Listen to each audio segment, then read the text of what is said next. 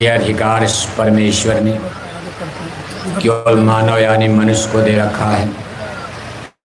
इसलिए प्रेमी भाई बहनों, ऐसा संदेश जय गुरुदेव मिशन की तरफ से आज हिंदुस्तान में जारी हो चुका है कि अगर आप इसको समझ गए तो आपका लोक भी बनेगा और आपके परलोक में भी आपको सहूलियत मिलेगी, ज़्यादा से ज़्यादा लाभ और फ़ायदा मिलेगा। मेहनत आपको कम करनी पड़ेगी और मुनाफा लाभ आपको ज़्यादा से ज़्यादा मिलेगा। इसलिए बड़े धीरज के साथ जहाँ भी आपको स्थान मिले आप आराम से स्थान लेकर बैठ जाइए। मौसम थोड़ा गर्म ज़रूर है, टेम्परेचर है, लेकिन बादल आ रहे जा रहे, राहत मिल रही है। मन बुद्धि चित्त का कंसंट्रेशन अपने दिल दीदा दिमाग को लगाकर बहुत ही गौर के साथ एक एक बात को सुनो, तभी आप इस ज्ञान विद्या बोध को थोड़ा बहुत समझ पाओगे। ये कोई नेता लीडर का भाषण नहीं है कि जिंदाबाद मुर्दाबाद किया जाएगा, आंदोलन हड़ताल करवाया जाएगा, जिससे आपका परलोक तो नष्ट हो ही रहा, आपका लोक जीवन भी नष्ट होता जा रहा। अब धीरे धीरे इस चीज़ का आभास चंपारण और बिहार की जनता को भी हो रहा है कि हम लोग पथभ्रष्ट, असभ्य, ऐसे नेता लीडरों के पीछे चलकर अपने लोक और परलोक को नष्ट करते जा रहे। न अच्छे चरित्र का ज्ञान और भान है।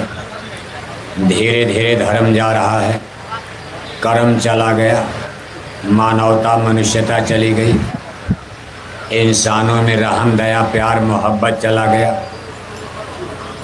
सबके अंदर रगड़े झगड़े संघर्ष की स्थिति ऐसी पैदा होती जा रही कि कभी कभी तो ये डर लगता है कि कहीं ये संसार ही न नष्ट हो जाए, कहीं दुनिया में प्रलय मच जाए, कहीं कोई ऐसा विश्व युद्ध न हो जाए कि संसार के बड़े बड़े शहर जिनको बनाने में कई सौ बरस लग गया, देखते देखते परमाणु की राख और भस्म हो जाए।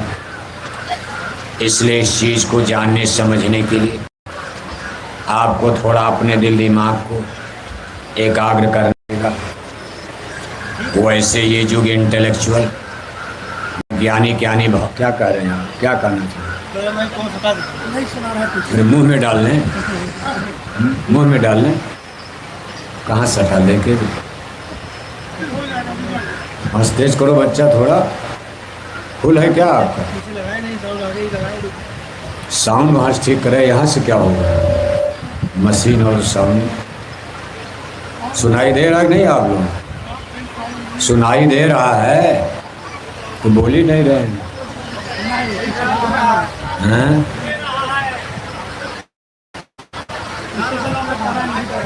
जब लाउड स्पीकर हारने नहीं लगा क्या सुनाई देगा? देखो आप, आज के युग को इंटेलेक्चुअल वैज्ञानिक यानी भौतिकवादी युग कहा जाता। आज धर्म और अध्यात्म को समझना,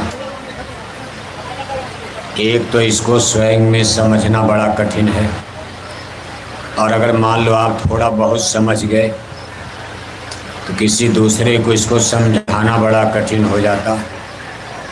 जैसे यहाँ जो हमारे सत्संगी भाई बहन गुरु महाराज ने बड़ी दया कृपा करके आपको धर्म और अध्यात्म, जिसको साइंस ऑफ सोल कहते हैं, इस गूढ़ रहस्य विद्या और बोध को आपको समझाने के लिए उन्होंने बड़ी मेहनत किया।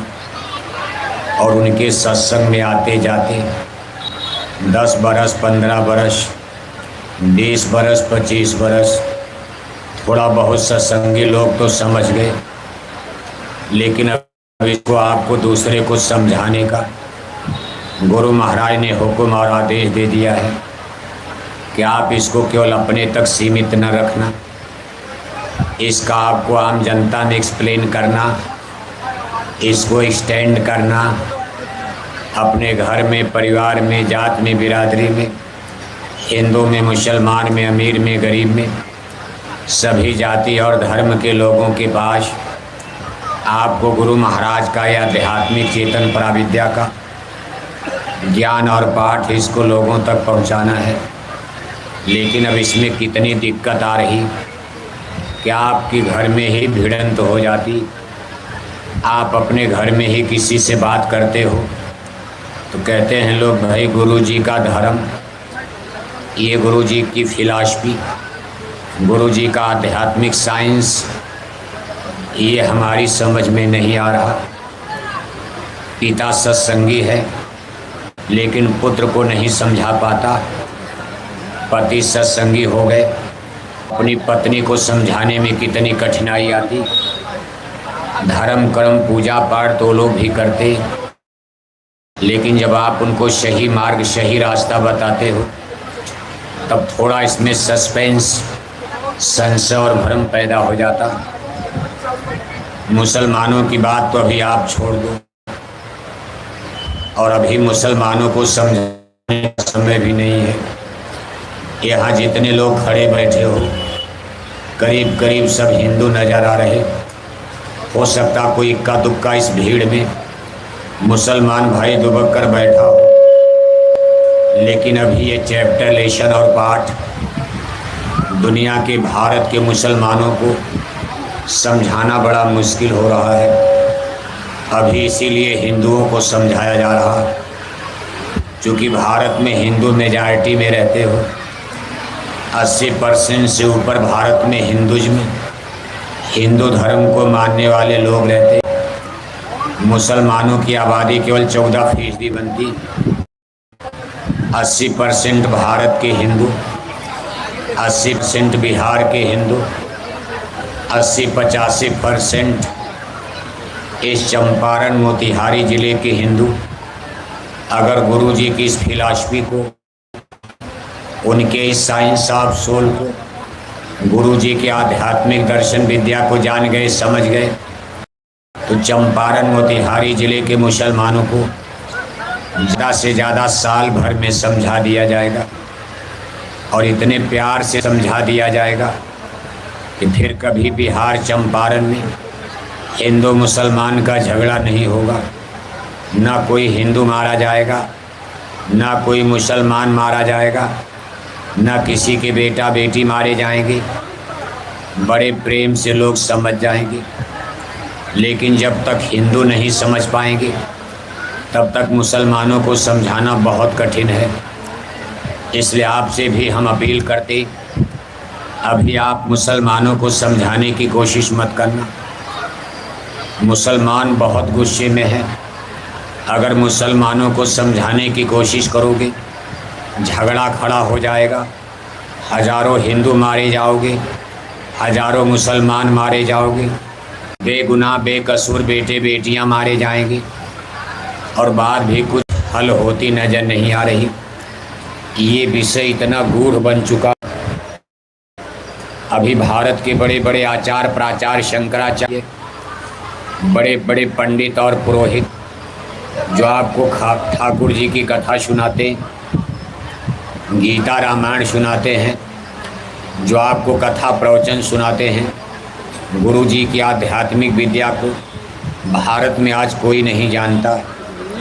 इसका ये मतलब नहीं है कि भारत के सभी विद्वान गलत हो गए, हमारी सारी स्पिरिचुअल लिटरेचर्स, हमारी सारी किताबें गलत हो गई।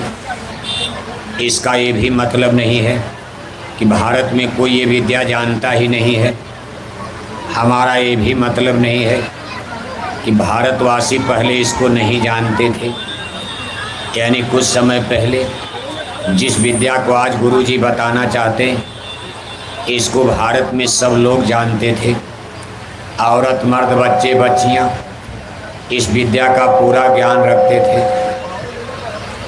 हमारे रामायण, गीता, वेद, भागवत, शास्त्र, पुराण में हिंदू धर्म के जितने स्पिरिचुअल लिटरेचर्स हैं, आध्यात्मिक धार्मिक ग्रंथ और पोथियाँ हैं जो इस समय हमारे आपके बीच में उपलब्ध हैं, जैसे 4 वेद है, 18 पुराण, 6 शास्त्र, गीता है, महाभारत है, रामायण है, हमारे उपनिषद हैं, हमारे और कई धार्मिक ग्रंथ हैं। उनमें इन चीज़ों को एक्सप्लेन किया गया है, इसकी सच्ची डिफिनीशन उसमें परिभाषित किया गया है, इसका एनालिसिस और विश्लेषण किया गया है। फिर भी आज भारत के बड़े बड़े विद्वान उस विद्या से अनभिज्ञ हो चुके हैं, इसलिए धर्म भटकता नजर आ रहा है। आज अपना हिंदू धर्म जिस पायदान पर खड़ा है, उससे ये बात सिद्ध होती है कि धर्म के नाम पर हम लोगों ने अधर्म का रास्ता पकड़ लिया है। धर्म के नाम पर हम लोग विधर्मी होते जा रहे हैं। हमारे कर्म, हमारे धर्म, हमारे आपके द्वारा जो कुछ भी हो रहा है, ये ईश्वर के कानून के खिलाफ जा रहा है। बस उसी चीज़ को गुरु महाराज ने आपको फिर रिपीट, जो हमारे पुरखे और पूर्वज जानते थे लेकिन वर्तमान में हम हिंदू लोग भूल गए, गुरु महाराज ने उसी ज्ञान विद्या को आपके सामने फिर वापस लाने का प्रयास किया। इसलिए आज इस मंच से जय गुरुदेव मिशन की तरफ से जो ज्ञान विद्या बोध आपको दिया जाएगा, इसमें कुछ बातें तो आप जल्दी समझ जाओगे, क्योंकि कुछ बातें आप जानते भी हो और कुछ बातें जो आप भूल चुके हो। जब वो बात आपके सामने आएगी तब आपके अंदर संशय पैदा हो सकता, हमसे आप नाराज़ भी हो सकते हो। जय गुरुदेव मिशन आपकी दृष्टि में गलत साबित हो सकता। आप ये ज़रूर कह सकते हो कि भाई ये बात तो हमारे हिंदू धर्म के खिलाफ जा रही। जय गुरुदेव मिशन के लोग ये हिंदू धर्म के खिलाफ की बात करते हैं, ये लोग भी धर्मी हो गए हैं, ये लोग अपने धर्म के उल्टे जा रहे हैं। लेकिन धीरे धीरे कुछ साल बीतने के बाद, अभी नहीं, आज भले न समझ पाओ, कुछ साल बीतने के बाद हमारी एक एक बात आपकी समझ में आएगी। तब इन बोरे वालों के पीछे आप खड़े हो जाना। आगे आगे बोरे वाले रहेंगे, जैकेट वाले रहेंगे। आगे चलने की भारत में कोई कोशिश मत करना। धर्म और अध्यात्म की स्थापना, अच्छे भारत के निर्माण की स्थापना, अच्छे समाज की स्थापना, राम राज्य की स्थापना, धर्म राज सतयुग की स्थापना अब भारत में कोई माई का लाल नहीं कर सकता। लेकिन इसके लिए गुरु महाराज ने लाखों लोगों को टाट बोरा पहनाया, लाखों लाख भाई बहनों को शाकाहारी जैकेट पहना दिया। ये मिशन से आप कुछ उम्मीद कर सकते हो। वैसे अभी तो आपको इस मिशन पर भी विश्वास नहीं होगा, लेकिन कुछ साल बीतने के बाद आपको इतने पुख्ता प्रमाण और सबूत मिलते जाएंगे, आपको जय गुरुदेव मिशन का पक्का भरोसा हो जाएगा कि भाई ये लोग कुछ कर सकते। और जब आपको विश्वास होने लगे तो धीरे से पीछे आकर के खड़े हो जाना। नेतागिरी मत करना, ये कोई नेतागिरी का रास्ता नहीं है, कि एमपी एमएलए का चुनाव की बात नहीं है। आगे नेतागिरी में जाने की कोशिश मत करना। हमारी बात को गौर से समझ लेना। अगर कोई नेतागिरी करते भी और आगे जाने की कोशिश करेगा, वह अवश्य ही मारा जाएगा, उसका विनाश होगा, विनष्ट होगा, वो नष्ट हो जाएगा। क्योंकि जब तक किसी चीज़ को न समझ पाओ, कोई रिवॉल्यूशन और क्रांति सबके बस की बात नहीं होती है। यह एक भारत में क्रांति खड़ी होने जा रही, इसको पीसफुल स्पिरिचुअल रिवॉल्यूशन, आध्यात्मिक क्रांति नाम दिया गया है। और ये टाट बोरे में और ये जैकेट में, जैसे कुछ साल पहले इसी चंपारण में गांधी महात्मा ने और फिर खद्दर पहन करके भारत में एक रिवॉल्यूशन खड़ा किया था, और वो रिवॉल्यूशन आज़ादी का था। साबरमती के संत तूने कर दिया कमाल, लड़ी धरती पर तूने अजब ढंग की लड़ाई। न दागी कहीं तोप न बंदूक चलाई, ले ली आज़ादी बिना खड़ग बिना ढाल, साबरमती के संत तूने कर दिया कमाल। गांधी महात्मा के चले जाने के बाद अभी तक भारत में कोई क्रांति नहीं हुई है, लेकिन इन टाट वालों के द्वारा वो क्रांति खद्दर वालों की थी। अब उससे बड़ी क्रांति भारत में होने जा रही है। इसमें टाट और बोरे वालों की बहुत बड़ी भूमिका होगी। इसलिए धीरे धीरे आप जैसे गांधी महात्मा को भारत की जनता को समझने में बहुत समय लग गया, भगवान राम को आम जनता को जानने में 14 बरस लग गया, भगवान जोगेश्वर श्री कृष्ण को समझने में 12-13 साल का समय लग गया, फिर भी कौरव दल के लोग नहीं समझ पाए। एक गाय का चरवाहा मानकर, एक मामूली ग्वाला अहिर यादव मानकर कुरुराज सभा में, भरी सभा में हस्तिनापुर में अहंकारी घमंडी दुर्योधन ने भगवान श्री कृष्ण को गाली देना शुरू कर दिया। अंत में सब कौरव दल मारा गया, सब विनष्ट हो गए। और जिसने कौरव दल का साथ दिया, भारत के सारे राजा राजवंश, सारे राजा राजकुमार 18 दिन के युद्ध में मार दिए गए। कोई जिंदा अपने घर को वापस नहीं जा पाया। हजारों रानियां 18 दिन में राण बेवा विधवा हो गई। कितना बड़ा पाप लग गया। अहंकारी घमंडी दुर्योधन का साथ देने के कारण, जिसने योगेश्वर कृष्ण को नहीं पहचाना, भारी सभा में सबके सामने गाली दिया, जिसने दुर्योधन का साथ दिया, चाहे वो सही थे चाहे गलत, सब कुरुक्षेत्र में मारे गए। भीष्म पितामह गोया शहीद थे, लेकिन उनका भी वध किया गया। गुरु द्रोणाचार्य भी सही थे, लेकिन वो भी देखो रणभूमि में मारे गए। जिसने भी अहंकारी घमंडी दुर्योधन का पाला पकड़ा, कोई भी जिंदा घर वापस नहीं जा पाया। इसलिए जानने समझने में थोड़ा समय लगता।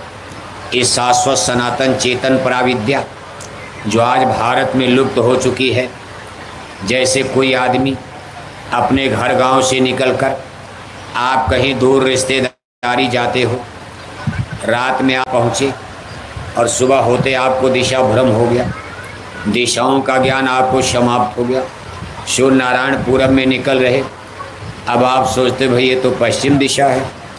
आप भी जानते हो कि सूर्य नारायण कभी अपनी दिशा नहीं बदलते, सदैव पूरब में निकलते। समझा भी रहे इधर पूरब है, इधर पूरब है, लेकिन आपके अंदर मन में ये संशय बना रहता है कि भाई अब तो ये पश्चिम नज़र आ रहा। जाकी मति भय भ्रमित खगेशा, पश्चिम दिशते उगई दिनेशा। अगर मति भ्रम हो जाता है तो मालूम पड़ता सूरज पश्चिम निकल रहा, लेकिन जब लौट करके घर आते हो तब आपका संशय दूर होता है। तब आप कहते भाई नहीं, सही पूरब है। सूरज कभी गलत नहीं, सूरज की दिशा गलत नहीं, मेरी बुद्धि ही भ्रम में पड़ गई थी। इसी तरह जो चीज़ आज आपको सुनाई जा रही, अगर आप अपने मन में ये बैठा कर चलोगे कि हम लोग दिशा भ्रमित हो गए हैं, हमको दिशा भ्रम हो गया है, बोरे वाले जाकिट वाले जय गुरुदेव मिशन के लोग जो कह रहे बात तो बिल्कुल सही है, लेकिन हमारी बुद्धि में नहीं बैठ रहा, क्योंकि कई युग और कल्प बीत गए, बड़ा लंबा टाइम पीरियड बीत गया इस संसार में जन्मते मरते कटते पिटते। यह तन दुर्लभ तुमने पाया, जन्म कोटि भटका जब खाया। कितनी बार आपके जन्म हो चुके, कितनी बार आपके मरण हो चुके, और ज़्यादा आपने पाप कर्म किया है, पुण्य कर्म तो बहुत कम कर दिया। इसलिए पाप का काला बादल जब बुद्धि पर, आत्मा पर, मन पर छा जाता, जैसे आसमान में बादल आ गए, कोहरे छा गए, तो सूर्य नारायण का प्रकाश धरती पर नहीं मिलता। कोहरे हट गए, बादल छंट गए, सूर्य नारायण चमकने लगते हैं, आपको ऊर्जा एनर्जी प्रकाश मिलने लगता। इसी तरह से जन्म दर जन्म हमसे आपसे पाप ज़्यादा और पुण्य कर्म कम होता। इसलिए काले बादल, अज्ञान और जड़ता के बादल, ये कूड़ा कचरा गंदगी मन पर, बुद्धि पर, आत्मा पर, जीव पर इस तरह से ये फैल जाती है, आवरण बन करके छा लेती है, पर्दा बनकर। जीव हृदय अति मोह अभिषेखी, छोट न में देखी। इस जड़ संसार की इसकी ममता और मोह, ये गिल्टी और ग्रंथि में जीव बंध जाता। अब आप जब झूठ चीज से बंधोगे तो आपको सत्य का ज्ञान कैसे होगा। आप यहाँ जो बंधे हो चंपारण, ये चंपारण आपका नहीं है। कोठी जमीन बगीचा ये भी झूठा है। बेटे और बेटियाँ, रिश्तेदार दोस्त और मित्र, सगे संबंधी, आप जितना देख रहे हो car motor, Hindi Angrezi geography history, engineer doctor degree वहदा, सूट बूट टाई कोट, साथ ही साथ सबसे अंत में आपके नज़दीक ये आपका हाड़ मांस का शरीर, ये भी देखो झूठा है। एक दिन जलकर मुट्ठी भर राख बन जाता। अब आप इन सारी झूठी चीज़ों से इस तरह से गिल्टी ग्रंथि बन गई है, इसमें सत्य का क्या ज्ञान होगा बताओ आप। एक वीरावान जंगल में, एक तो प्रकाश नहीं है, अमावस्या की रात है और आप जंगल में रास्ता भटक जाओ और कोई आपका मार्गदर्शक नहीं है, रास्ते का जानकार नहीं है, कभी आप निकल पाओगे। सामने सांप काट ले, बिच्छू काट ले, कहीं शेर, कहीं बबर, कहीं टाइगर, चीता निकल जाए तो पार होने को कौन कहे, मारे जाओगे। इसी तरह जगत और संसार, इसको जड़ देश कहा गया, यानी यह अंधकार का देश है।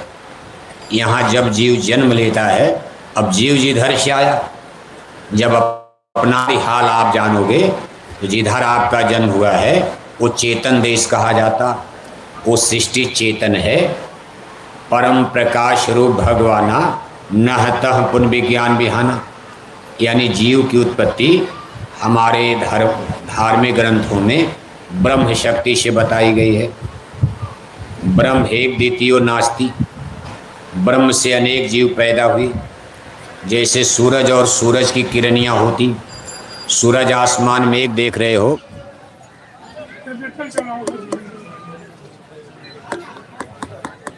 क्या हो गया, जो रहा वो भी गया। रहने से क्या मतलब, चले तब न।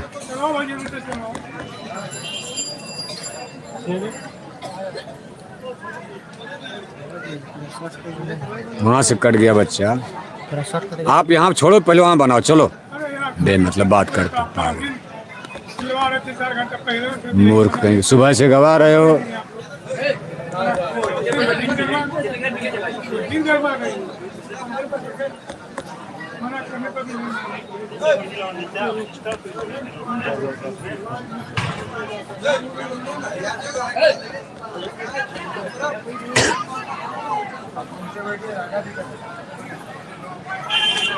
अरे बैठो बैठो बैठो, बैठने दो यार, बैठे दो।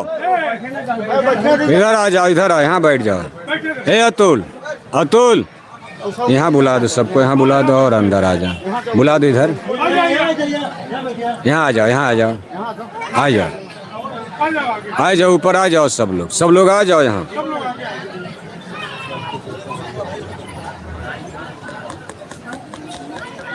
बिजली थी का ये, क्या हो गया इसमें, अब क्या हो गया।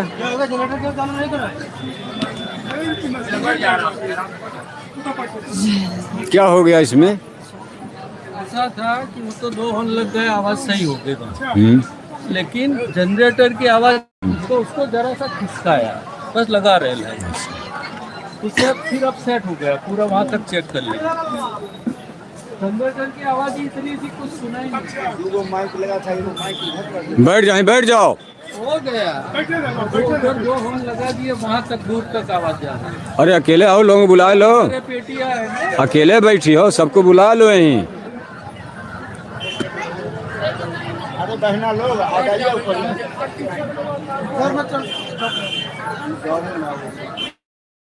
बुला दीजिएगा, यहाँ आराम मिलेगा, लोग यहाँ बैठना, बुला लाइए सबको, बैठा दीजिए, यहाँ छाया है, आराम से बैठे यहाँ।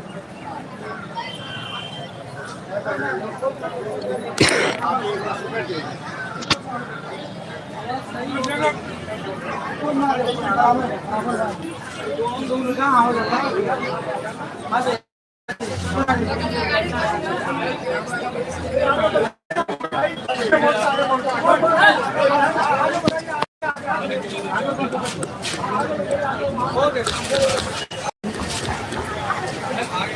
तो देखो आप,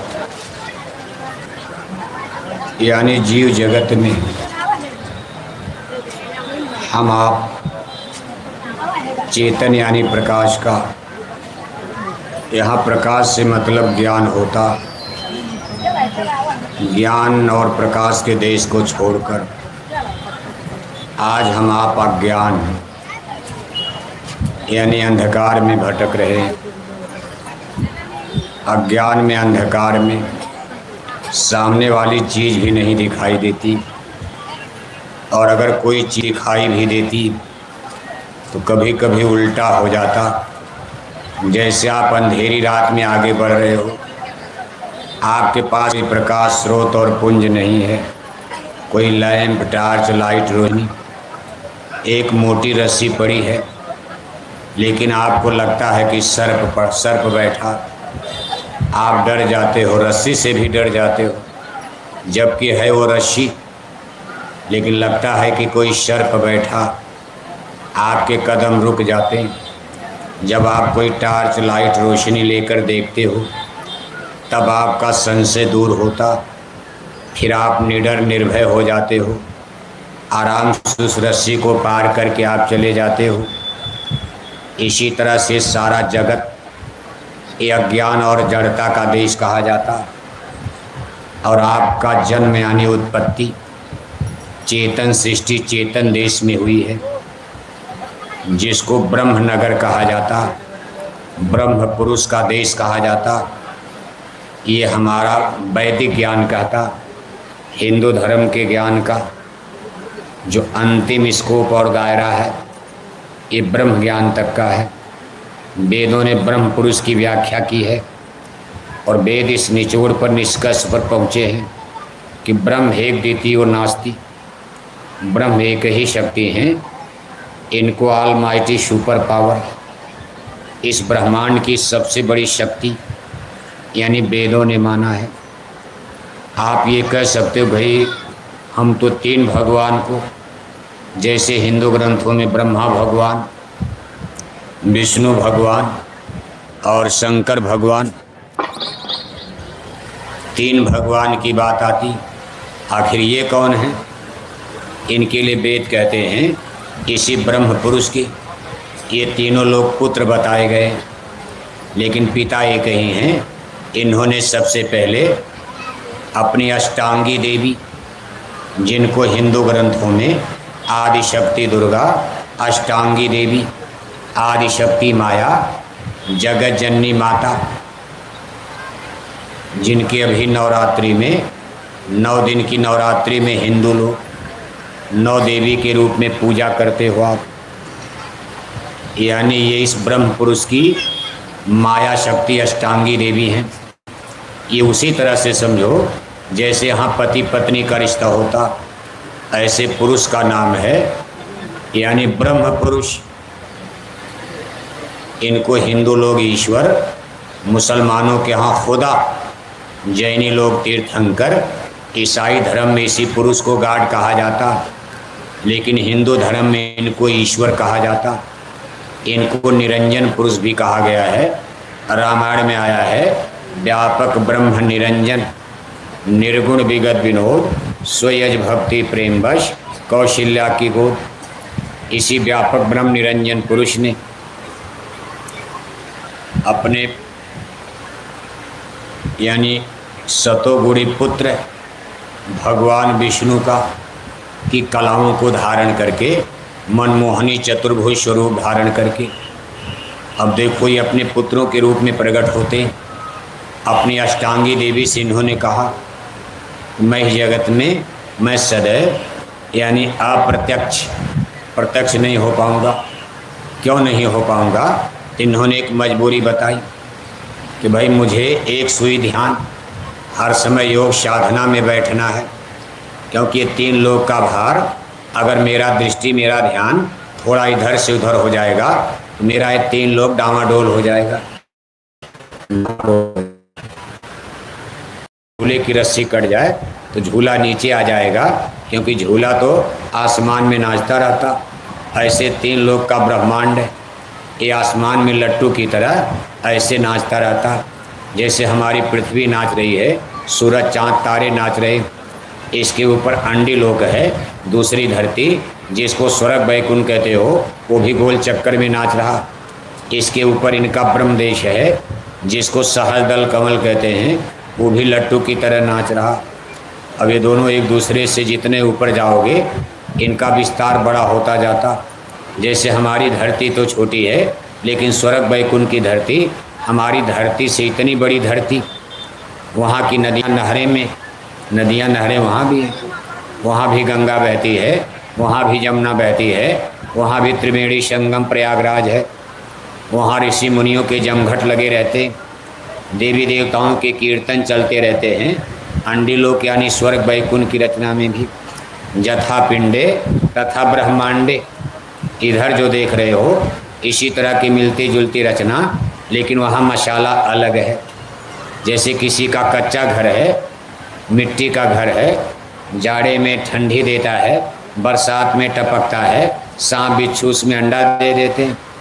और मान लो कोई बढ़िया लोहे का, सीमेंट का, गिट्टी बालू की आपने कोठी हवेली बना लिया और उसमें राजस्थान का संगमरमर का बढ़िया मार्बल पत्थर आपने दीवार पर, फर्श पर लगा दिया।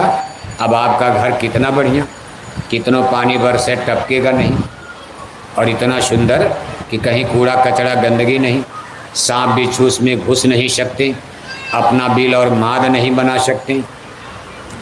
इसी तरह से रचना चूँकि ऊपर से हुई है, जितने आप ऊपर चलोगे रचना अच्छी और आकर्षक सुंदर होती गई है। नीचे मृत्यु लोक सबसे बाद में बना, पेदी में जो शेष मसाला बचा उससे हमारी धरती, यहाँ का गगन, सूरज चाँद तारे और हमारी आपकी शरीर बनाई गई। इनको 5 और 3 कहा जाता। यहाँ बैठ त्रिलोकी रची, 5 3 की धूम तमची। 5 तत्व जल पृथ्वी अग्नि वायु आकाश और 3 गुण सतोगुण रजोगुण तमोगुण, ये 8 तत्व हमारी सृष्टि में यही मसाला है। इसके अलावा कोई मसाला है ही नहीं। अब इसमें थोड़ा इधर मिला दिया, ये बन गया, थोड़ा इधर मसाला बढ़ा दिया। जैसे मिक्सचर करते हो तो मसाला थोड़ा टाइट करना है तो सीमेंट बढ़ा दिया, मसाला कुछ कमज़ोर करना है तो बालू बढ़ा देते हो। पेंट को आपको रंग बदलना है तो थोड़ा हरा रंग बढ़ा दिया, अलग कलर बन गया। थोड़ा नीला रंग बढ़ा दिया, अलग कलर बन गया। और सब रंग एक में मिला दो तो काला कलर बन जाता। लाल, पीला, हरा, नीला सब एक में मिला दो तो अपने आप काला हो जाएगा। इसी तरह से इसी 5 मसालों को, इन्हीं को इधर से उधर करके, जैसे एक मसाला नंबर 1 पर रखा जिसको जल तत्व कहते हैं, और 4 मसाले को गौड़ कर दिया गया, थोड़ी मात्रा कम कर दी गई। ये पेड़ पौधे और पहाड़ की रचना, पेड़ पौधे बनने लगे। इनको आप स्थावर खान कहते हो। यहाँ जितने सृष्टि में शरीर बनाई गई प्राणियों के रहने के लिए, शरीर माने घर। जैसे जब जीवात्माओं को उतारने की बात आई, आखिर इनको रखा कहाँ जाएगा? इनके लिए घर माने शरीर बनाया गया। एक घर तो धरती बनाई गई भाई जिस पर ये लोग टिकेंगे, लेकिन इनके लिए मकान यानी शरीर भी बनाई गई। अलग अलग शरीर बनाई गई। इनको 4 वर्गों में अध्यात्मवाद में बांटा गया है।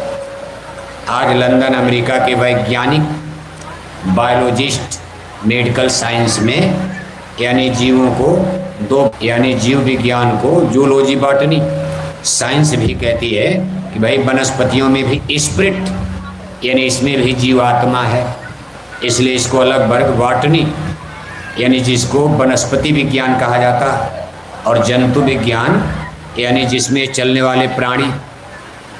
बाकी स्थावर में पेड़ पौधे, किस्म किस्म का फल, किस्म किस्म की सब्जी, किस्म किस्म का अनाज, ये जो आप देख रहे हो इसको साइंस विज्ञान में वनस्पति। लेकिन विज्ञान अभी ये नहीं मानता है कि पेड़ पौधों के अलावा पहाड़ों में भी स्पिरिट आत्मा है। अभी विज्ञान ये नहीं खोज पाया, लेकिन रामायण गीता में संतों महात्माओं कहते हैं भाई ये भी अस्थावर खान है। ये जितने पर्वत पहाड़ आप देखते हो इसमें भी जीवात्मा डाली गई, इसलिए पहाड़ भी घटते और बढ़ते। जैसे आदमी जवान होकर बुढ़ा होकर शरीर नष्ट हो जाता है, ऐसे पहाड़ बढ़ते बढ़ते और जब यौवन पर पहुंचते हैं तो फिर नीचे गिरते हैं और बड़े बड़े पहाड़ कितने धरती पर समाप्त हो गए। इस समय जो पर्वत पहाड़ आप देख रहे हो ये नए बने और कुछ दिन के बाद फिर ये ख़त्म होंगे, फिर नए बनते हैं, नए बिगड़ते हैं। यानी पहाड़ भी मरते हैं और जिंदा होते हैं। जैसे पेड़ सूख करके और समाप्त हो जाता है, आत्मा निकल जाती है। जैसे आदमी नष्ट हो जाता है, शरीर जला दिया जाता है, लेकिन आत्मा स्पिरिट को अजर अमर अविनाशी बताया गया।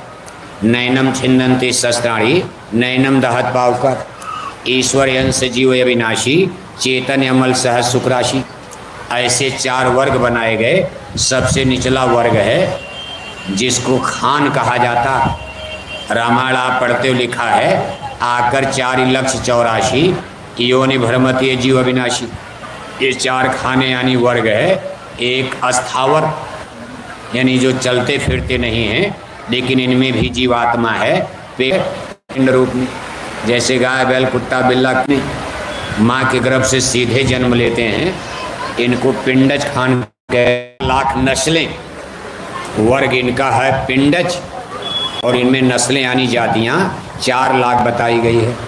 जैसे किस्म किस्म की गाय, किस्म किस्म के सांड और बैल, किस्म किस्म के कुत्ते कुतिया, किस्म किस्म के शेर भालू चीता, ये जितने 4 पावे के जानवर देखते हो। अब इसमें जो सबसे श्रेष्ठ है इसको मनुष्य कहा गया।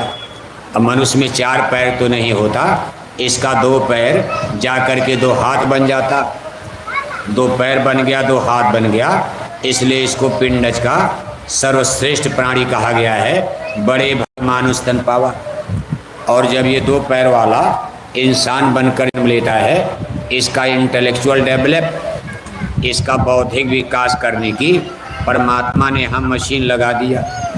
आप जितना चाहो पढ़ लिख कर हिंदी से अंग्रेजी पढ़ लो, अंग्रेजी से फिर आप अरबी पढ़ लो, इंजीनियर बन जाओ, डॉक्टर बन जाओ। जब अपना इंटेलेक्चुअल डेवलपमेंट, आप अपना बौद्धिक विकास कर लेना, फिर उसके आगे चलना, आपको एक और मंजिल मिलेगी। इसको स्पिरिचुअल डेवलपमेंट कहते हैं, जिसको आप आत्मज्ञान कहते हो।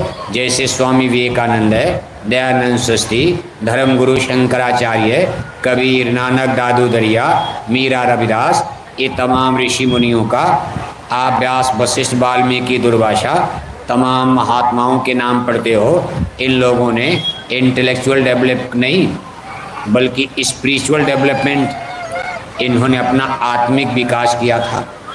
आत्मा का विकास हो जाने के बाद बौद्धिक विकास अपने आप हो जाता, क्योंकि हमारे ब्रेन माइंड दिमाग को आत्मा से ही ऊर्जा एनर्जी शक्ति मिलती। जैसे हमारी धरती को सूरज से ऊर्जा एनर्जी शक्ति मिलती है और हमारी धरती के प्राणी जिंदा रहते, ऐसे हमारी आत्मा ये हमारी शरीर को, हमारे मन को, बुद्धि को, ये सबको जिंदा रखती। अगर इस शरीर से आत्मा निकल जाए, आपका मन कुछ नहीं कर पाएगा, बुद्धि आपकी कुछ नहीं कर पाएगी, आपकी आँख, आपके कान, देखना सुनना, शरीर की सारी क्रिया बंद हो जाएगी और तब आपको मुर्दा मानकर घर वाले आग में जलाकर भस्म कर देंगे। यानी सर जीवन का, हमारे ज़िंदगी का सबसे महत्वपूर्ण चीज़ है स्पिरिट यानी आत्मा। और ये आत्मा इस शरीर में बुद्धि से सोरा ऊपर बैठी है। जैसे बुद्धि का घाट, ये देखो दोनों आँखों के बीच में जहाँ माताएं बहनें बिंदी और टीका लगाती हैं, यहाँ अंतःकरण का घाट बना है, जिस पर 4 मरकज, 4 केंद्र और पॉइंट बने हैं। एक केंद्र पर मन, एक पर बुद्धि, एक पर चित्त, एक पर अंतःकरण को सिचुएटेड किया गया है। जैसे ग्रहें और नक्षत्र होते हैं और सूरज से उनको रोशनी मिलती, अब इनके ठीक मध्य में ऊपर हमारी स्पिरिट और आत्मा को थोड़ा ऊंचाई पर बैठाया गया। यहाँ से आत्मा का प्रकाश हमारे मन बुद्धि चित्त और अंतःकरण को प्राप्त होता। फिर यहाँ से नीचे आता है, आँखों में आता है, आँखें देखने लगती, कानों में आता है, कान सुनने लगते, जुबान में आता है, जुबान बोलने लगती है। फिर हार्ट पर आता है, हमारे हार्ट में ये पंप करता। यही स्पिरिट और आत्मा की ताकत। देखो जब हार्ट में आती है, यहाँ स्पंदन होता है और सिरा और धमनियों के द्वारा हमारी जीवनी शक्ति हमारे शरीर में हाथ पैर के नाखून तक ब्लड और खून के रूप में ये प्राण अपान वायु संचालित होती रहती। मौत के समय ये क्रिया सिमटने लगती। इसलिए नीचे से सिमटाव होता है। सबसे पहले हाथ पैर ठंडे होने लगते, नीचे से खींचते खींचते ले आए और जब हार्ट पर लाते हैं, यहाँ सिमटाव होता है तो लोग कहते भाई अब हार्ट अटैक हो गया। छाती में स्पंदन खत्म हो जाता, ये प्राण अपान वायु संचालित होना बंद हो जाती। फिर यहाँ से थोड़ा खींचकर कंठ में लाए, जहाँ आदि शक्ति का वासा है, फिर दोनों आँखों के बीच में समेट दिया। इसलिए लोग कहते हैं कि मरने के बाद भी ब्रह्मांड में प्राण शेष रहता। हार्ट बंद हो गया, नाड़ी बंद हो गई, लेकिन अंतिम चक्र चलता है। ये सारी पावर को, शक्ति को दोनों आँखों के बीच में यहाँ लाकर खोपड़ी में, माथे में इकट्ठा किया जाता। इसलिए थोड़ी देर तक प्राण और जीवात्मा इस माथे में, ललाट में इंतजार करते हैं। इनकी शक्ति टिकी रहती है, लेकिन फिर कोई जिंदा नहीं हो सकता है और यहीं से खींच करके बाहर कर देते। प्राण और जीवात्मा के निकलते ही शरीर के सारे औजार अपना काम बंद, शरीर को मुर्दा, डेड यानी बेकार मान लिया जाता है और लोग इसको जलाने का, फूकने का तुरंत इंतजाम करते। इस तरह से हमारी ये स्पिरिट और आत्मा, अगर इस आत्मा को आप जगा लो, इस आत्मा को आप देख लो, इस आत्मा का आपको ज्ञान हो जाए। जैसे साहब कबीर कहते हैं कि मस कागज छुयो नहीं, कलम गही नहीं हाथ। कभी ये ज्ञान आपको कैसे मिला? कभी स्कूल का ज्ञान नहीं है, ये इंटेलेक्चुअल, ये किताब कापी का ज्ञान नहीं है। साहब कबीर कहते भाई हमारा ज्ञान संतों का ज्ञान, जिसको आत्मज्ञान कहते हैं। कहा तुम कहते कागज की लेखी और हम कहते आँखों की। आप कागज की लिखी बात करते हो, रामायण पढ़कर गाना गाते हो, स्वर्ग नरक, लेकिन साहब कबीर कहते भाई मैं स्वर्ग नरक देख कर बता रहा, एक किताब पढ़कर बताता। जैसे आपने बम्बई तो देखा नहीं, लेकिन ज्योग्राफी की किताब में आप बम्बई के बारे में पढ़ते हो, मीडिया में खबरें देखते हो, तो आपको बम्बई का नक्शा दिखाई देता है। लेकिन बम्बई कैसी है, जब आप वहाँ चलकर घूमोगे, 2-4 दिन वहाँ रहोगे, तब आपको असली ज्ञान होगा। इसी तरह किताब पढ़ कर के जो ज्ञान हम देवी देवता, ईश्वर भगवान, स्वर्ग नरक का यहाँ यानी इकट्ठा करते हैं, ये तो हमारे आपके लिए यानी संशय भी पैदा करता कि भाई है कि नहीं है। और मान लो हमने जाकर देख लिया तो पक्का हो जाएगा नहीं, ये देखो भगवान ब्रह्मा है, ये विष्णु है, ये शिव है, ये देवी लक्ष्मी है, पार्वती है, ये स्वर्ग है, ये नरक है, ईश्वर है, ब्रह्म है। अब ये जो दिखाने वाली क्रिया है, इसको साइंस ऑफ सोल कहते हैं। इस समय कथा प्रवचन तो भारत में खूब होता है, बराबर हो रहा है। अभी देखो कल नवरात्रि आ रही है, नवरात्रि का समय आते ही पूरे आपके चंपारण जिले में मंगलमय हो जाएगा। पूरा चंपारण जिला सब पुजारी बन जाएंगे एक तरफ से। 9 दिन की नवरात्रि में पूरा बिहार पुजारी बन जाएगा। 9 दिन के लिए मछली छोड़ दिया, अंडा छोड़ दिया, गांजा भांग शराब छोड़ दिया, बीड़ी पान सिगरेट छोड़ दिया। कितने लोग रोटी भी छोड़ देते हैं और 9 दिन की नवरात्रि में नींबू के पानी पर तपस्या करते। लेकिन 9 दिन की पूजा खत्म होते ही देवी देवताओं को ले जाकर ताल तलैया में, नदी में फेंक दिया।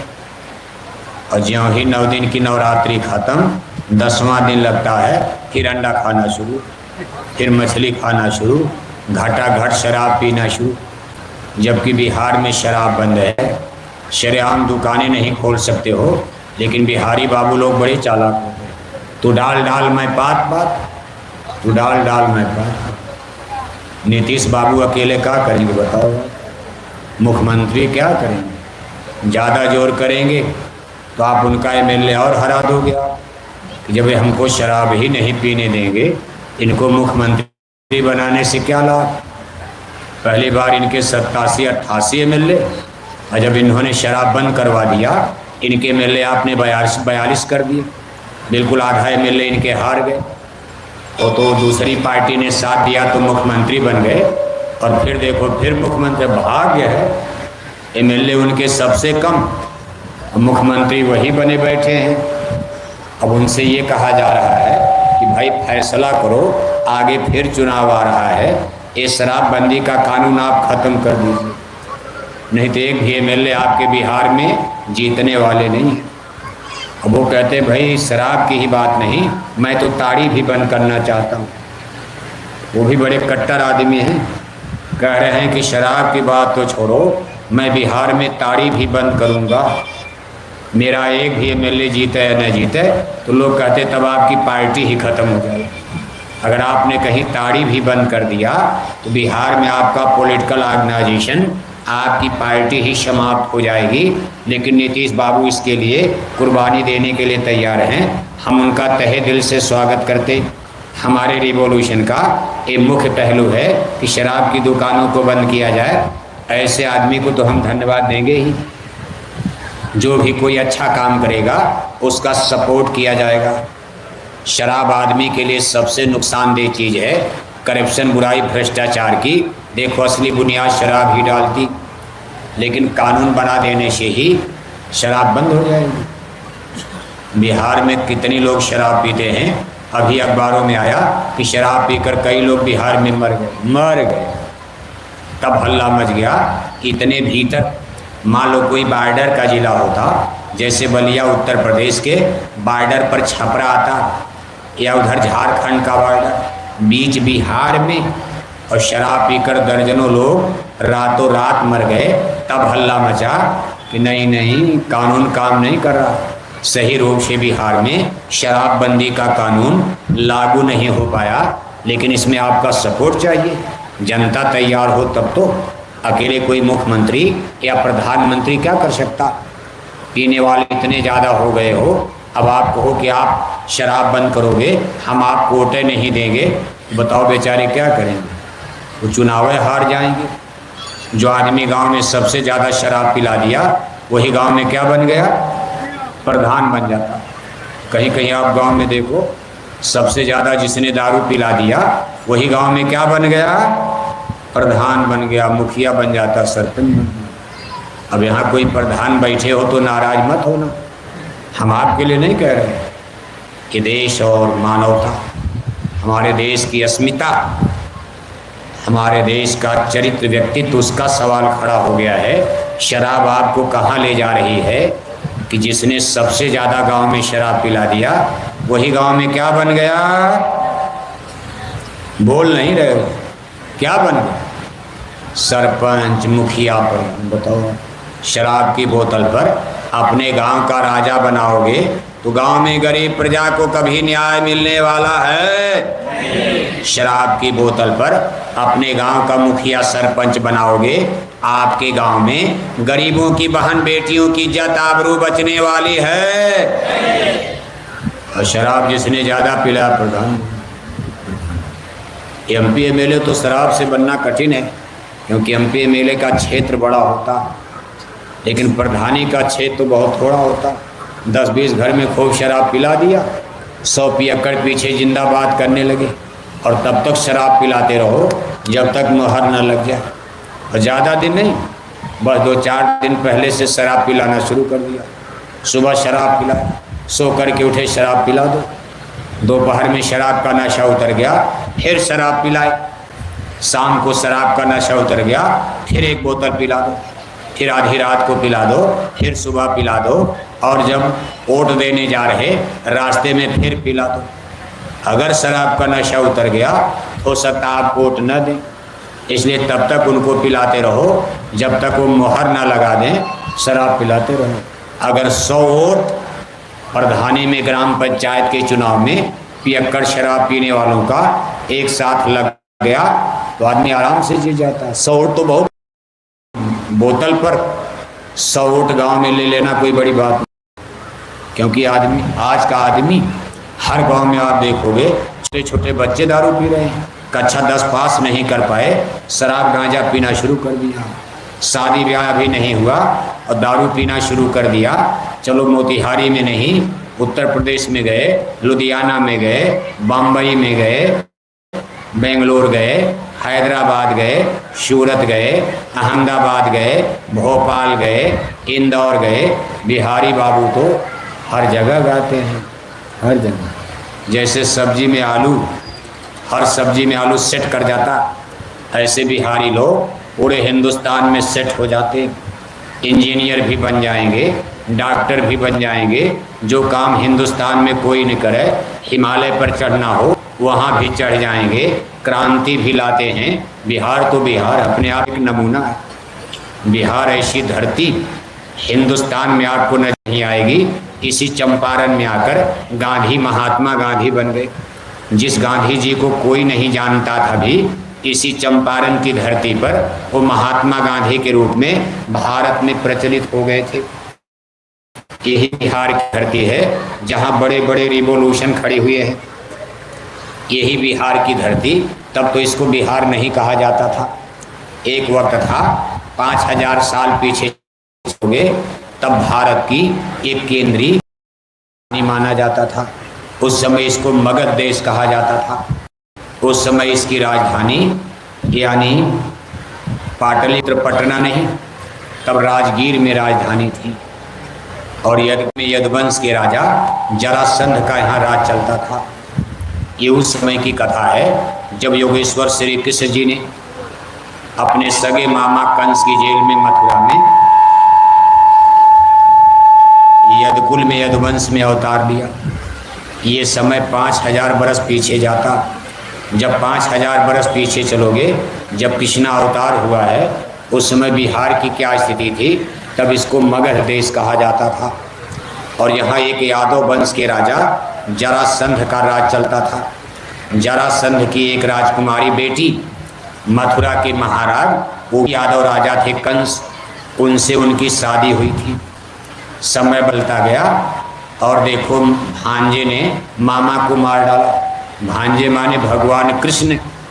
पहले तो मामा ने भांजे को मरवाना था और झगड़ा नारद जी ने लगा दिया। अरे कहा महाराज आप सावधान हो जाओ, आपका ही भांजा आपके मौत का कारण बनकर जन्म लेने वाला। कहा भांजा जन्म लेगा, मेरी बहन के पेट से पैदा हुआ, बंद करो जेल में, जेल में बंद करवा दो। बहुत मानता था, बहन को बहुत मानता था, लेकिन नारद जी ने झगड़ा लगा दिया। भाई और बहन में झगड़ा हो गया। भाई ने बहन को जेल में बंद करवा दिया। 8 बच्चे मरवा दिए। 8वां देखो बच करके गोकुला चला गया। अधिकारी कर्मचारियों ने षड्यंत्र किया, क्योंकि महाराज कंस से अधिकारी कर्मचारी भी नाराज हो गए थे। इस 8वें को सुरक्षित बचाकर बड़ा षड्यंत्र करके उन्होंने जमुना पार गोकुला नंद बाबा के यहाँ पहुँचा दिया। ये सब मिली जुली घटना, मिली जुली कहानी जानबूझकर किया गया। और वहाँ से लड़की ला कर रख दी, नंद बाबा की लड़की, और उसको कंस ने मार डाला। फिर नारद जी ने फिर झगड़ा लगा दिया। अरे कहा महाराज क्या हुआ? अरे कहा बहन के 8 बच्चे मार दिया। अरे कहा 8वां आप नहीं मार पाए? 8वां तो निकल गया जंगल में। ये लड़की आपकी दुश्मन नहीं है, वो 8वां पुरुष रूप में अवतार ले चुका है महाराज। आपकी जेल में पैदा हुआ, लेकिन वो बच करके आपके कारागार से निकल गया। महाराज कंस ने कहा किधर गया? कहा जमुना उस पार चला गया। अब नारद जी ने इसी बात को छिपा दिया। अब सीधे बता दे नंद बाबा के घर में महाराज कंस के मलट्टी पावर इतनी ज़्यादा थी, वो जाकर के तुरंत हंस नहस कर रहे थे। कहा इतना तो मैं बता सकता हूँ महाराज, वो जमुना पार चला गया 8वां, और किसी यादव परिवार में उसका पालन पोषण हो रहा। महाराज कंस ने कहा जमुना पार ये जितना यादवों के गांव पड़ते हैं, 2-4-10 दिन में जितने बच्चे पैदा सबको मार डाला। सबको देखो ऑपरेशन किया गया, सारे बच्चे मारे गए। 8वें पर भी धावा बोला गया, यानी नंद जसोदा के घर में भी। महाराज की मिलिट्री पावर में तमाम लोग जाते हैं, लेकिन 8वें ने उनको ही मार डाला। बचपन में ही पालने में झूलते झूलते अब ये सब किस लीला आप देखते रहते हो, अब कैसे मार डाला। तभी तो उनको लोग कहते योगेश्वर पुरुष थे, सबको मार डाला। महाराज कंस भी निर्द्वंद हो गए, चलो सब खत्म, खेल बवाल खत्म। फिर महाराज कंस हो, फिर नारद ने झगड़ा लगा दिया। अरे कहा महाराज 8वां तो सयाना हो गया है, आप नहीं मार पाए, आपके सिपाही नहीं पकड़ पाए, और वो सयाना होकर अब जंगल में गाय चराने लायक हो गया है। भगवान के कोई राजा तो थे नहीं, राजा के घर में जन्म नहीं हुआ था, ड्यूटी मिल गई गाय चराने की, इसलिए उनको ग्वाला गोपाल। और वहाँ जब जंगल गए तो गोपिकाओं से उनका तालमेल हो गया और उन्होंने एक अलग लीला, क्या लीला उनको करनी है, और शुरू कर दिया। कहा ताही अहिर की छोहरिया, छछिया भर छाछ पर नाच नचावें। हे कान्हा, हम आपको एक गिलास मट्ठा देंगे, जरा अपनी नाच दिखा दो। देखो कान्हा, जिसको ब्रह्म पुरुष कहते हैं, आज उनकी लीला देखो। और ये महाराज कंस को धोखा देने के लिए कहीं अगर जान जाएंगे, समझ जाएंगे, कुछ संशय पैदा कर देते थे कि नहीं नहीं ये क्या मुझे मार पाएगा। ये गोपिकाओं के साथ नाचता है, गाता है और इस तरह जंगल में भटक रहा है, ये महाराज कंस का क्या बिगाड़ ले। लेकिन कभी कभी कुछ खेल कर देते थे तो भक्तों को तो विश्वास हो जाता था, जैसे गोवर्धन के साथ चमत्कार हो गया। अब अगले पर गोवर्धन उठाने वाली बात, इस पर आपकी बुद्धि नहीं काम करेगी, किया है। भक्त उसको समझते गए, उनको विश्वास देते रहे, लेकिन कभी कभी ऐसा संशय डाल देते थे कि लोग उन पर शंका करने लगते थे कि गोपिकाओं के साथ नाचते हैं और मट्ठे के लिए, दही के लिए, और दही चुराने लगते हैं। बताओ भगवान चोरी करेगा। और गोपिका इनको पकड़ करके, और झगड़ा होता है, घर में झगड़ा हो जाता है, इनको रस्से में बांधा जाता है, चोरी की सजा दी जाती है। भगवान ऐसा गलत काम ही क्यों करेगा। इस तरह के उनका नाम ही माखन चोर चोर चोर चोर रख दिया। लेकिन देखो सब कुछ करते धरते, जब उनके थोड़ी उम्र ज़्यादा हुई तो मथुरा में लोगों को आभास हो गया। महाराज कंस के गुप्तर बताने लगे कि महाराज जिसको आप चरवाहा मान रहे थे वही खतरा कर सकता, उसने कुछ ऐसे कमाल के काम किए हैं कि हमको उससे अब डर लगने लगा। महाराज कंस ने कहा चलो उसका हमारे आप उपाय है। आगे तो लोग दंगल कुश्ती पहले भी आज भी लड़ते हैं, ज़्यादातर तो अहीर लोग दंगल कुश्ती, दूध दही खाकर दंगल कुश्ती। अब जब से अंडे खाने लगे, शराब पीने लगे, अब ये दंगल कुश्ती क्या लड़ोगे, शराब पीकर? दंगल कुश्ती तो होगी नहीं, दंगल कुश्ती तो होती है दूध दही मक्खन खाकर। उस समय उस समय मथुरा गोकुला में सारे यदुवंशी शाकाहारी, वहाँ शराब मांस। राजाओं के महल में महाराज कंस, वो लोग तो पथभ्रष्ट हो गए थे, लेकिन आम जनता शाकाहारी थी। महाराज कंस ने कहा चिंता मत करो, मल्ल युद्ध होगा और इसी दंगल में मैं उनको बुलाऊंगा। बलराम के उनको बुलाया गया और महाराज कंस ने पहले से योजना बना दिया, अपने बड़े बड़े पहलवान। भगवान के तो छोटे बच्चे थे और यहाँ इतने मोटे मोटे पहलवान। कहा बस इनको मुक्का मुक्का या दबा करके मार डालना, घोषणा कर दी जाएगी कि भाई ये तो कुश्ती में मर गए, किसी का दोष क्या है, सांप मर जाएगा लाठी बच जाएगी। लेकिन भगवान के से जब सामना हुआ तो देखो जैसे फुटबॉल, जैसे गेंद लुकाया जाता है, उनके बड़े बड़े पहलवानों को ऐसे उंगली पर ऐसे छू देते थे, आसमान में उड़ते थे और नीचे गिरते ही एक दो बार में राम नाम सत्य सत्य। इस तरह उनके आधा दर्जन जब पहलवान मर गए तो महाराज कंस ने कहा अब मैं खुद लड़ूंगा। तो भगवान के ने कहा मामा आप भी आ सकते हो। उसमें इतने बड़े परम वीर जिस महाराज कंस से जमाना कांपता था, वो रावण से अपने जमाने में कम नहीं थे। रावण तो त्रेता में हुए थे, लेकिन कंस द्वापर में कृष्ण अवतार में हुई। आज मामा और भांजे का देखो सामना होने जा रहा, एक हाथ हमसे भी कर लो।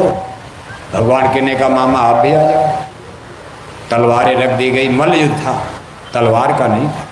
तलवार से मारते तब तो महाराज कंस पकड़ लिए जाते, जनता नाराज हो जाती, कि इन्होंने जानबूझकर कत्ल कर दिया। मल्ल युद्ध में कैसे दबा दिया जाएगा, कहीं मार दिया जाएगा और इनकी मौत हो जाएगी, हमारे ऊपर ब्लेम भी कोई शंका भी नहीं करेगा। और जब सामने पहुंचते हैं बस उसी तरह मामा कंस को भी ऐसे अंगुली से ऊपर किया, आसमान में उड़ते हैं, जमीन पर 2-1 बार गिरते ही मामा देखते देखते राम नाम सत्य, मामा भी राम नाम सत्य।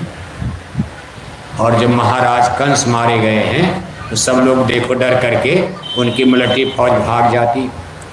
जब इस चरवाहे ने मामा को ही मार डाला, फिर बताओ अब जब राजा ही मर गया तो प्रजा क्या करी, सब काम गए, कोई मामूली पुरुष ये नहीं है। इसके बाद आगे घटना घटती है, महाराज कंस की विधवा रानी, यानी महाराज कंस की विधवा रानी जो जरासंध की बेटी थी राजकुमारी, राजगीर में रोते हुए बिहार मगध आती और अपने पिता जरासंध से कहती है, एक चरवाहे ने, मामूली गाय चराने वाले लड़के ने मेरे महाराज कंस का वध कर दिया। जरासंध पूछते हैं कौन चरवाहा? कहा जमुना पार किसी गांव से आया था और बिल्कुल मामूली गाय चराने वाला, लेकिन न जाने क्या हो गया, उसने महाराज कंस का ही वध कर डाला। अब जरासंध को बड़ा गुस्सा। जरासंध भी यदुवंशी राजा, लेकिन शराब के नशे में चूर रहते थे। शराबी आदमी घमंड की ही भाषा बोलता, चरवाहे ने मार डाला। मथुरा के महाराज कंस को एक चरवाहे ने मार डाला। कौन है चरवाहा? चलो मैं अभी बदला लेता हूँ। अपनी सेना लेकर के मथुरा पर अटैक करते, बलदाऊ बलराम सब लोग मिलकर के मुकाबला करते। मगध की सेनाएं पीछे हटती हैं। ऐसे कई बार फिर बार बार आक्रमण। तब भगवान कृष्ण ने कहा कि हमको जरासंध से नहीं उलझना, हमको एक इतिहास बनाना है, उनको तो धापना का, इसमें उलझने की क्या जरूरत है। अपनी इतनी शक्ति एक जरासंध के पीछे लगा देने से कोई फायदा नहीं होगा। आगे इतिहास उनकी प्रतीक्षा कर रहा है, कुरुक्षेत्र की, यानी वो भूमि रणभूमि सजने वाली है। इसलिए उस इतिहास पुरुष ने अपने को छोटा मान करके और महाराज उग्रसेन को लेकर, जो मथुरा के राजा बन गए थे, सबको यक्षियों को ले जाकर, देखो गुजरात समुद्र के अंदर एक छोटी सी पहाड़ी, उस पर एक गांव द्वारिकापुरी बसा दिया। यानी अब यादवों का केंद्र, शक्ति का केंद्र है। जो मथुरा था हट करके कहाँ चला गया? द्वारिकापुरी। मथुरा से हटकर द्वारिकापुरी भगवान कृष्ण पलायन कर गए। उनका एक नाम इतिहास में रण छोड़ पड़ गया। रण छोड़ माने मैदान छोड़कर भाग गए। तो भगवान कृष्ण को लोगों ने याद दिलाया, आपकी बड़ी बेइज्जती हो रही है कि आप मगध नरेश जरासंध से डर करके भगोड़े हो गए, रण छोड़ बन गए। भगवान कृष्ण ने कहा, मेरा नाम तो माखन चोर भी पड़ा है, मुझे इज्जत बेइज्जत का सवाल नहीं है। मैं महाभारत देख रहा हूँ, आगे मैं इतिहास देख रहा हूँ, मुझे कोई बड़ा काम करना है तो छोटे मोटे झगड़े में पड़ने दुनिया को कहने दो। जब मैं अपना खेल दिखाऊंगा तो संसार मुझको जान जाएगा। इसलिए यदुवंशियों को लेकर द्वारिकापुरी चले गए।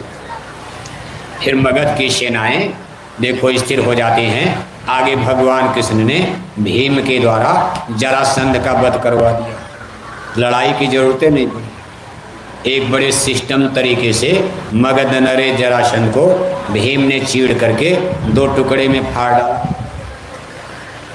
और एक कंस को मारा, जरासंध को मारा, और अपनी बुआ के सगे लड़के एक अहिरानी मध्य प्रदेश में, जिसको चंदेरी का किला, चंदेरी स्टेट, यहाँ राजा थे शिशुपाल, ये भगवान कृष्ण की बुआ के सगे लड़के थे।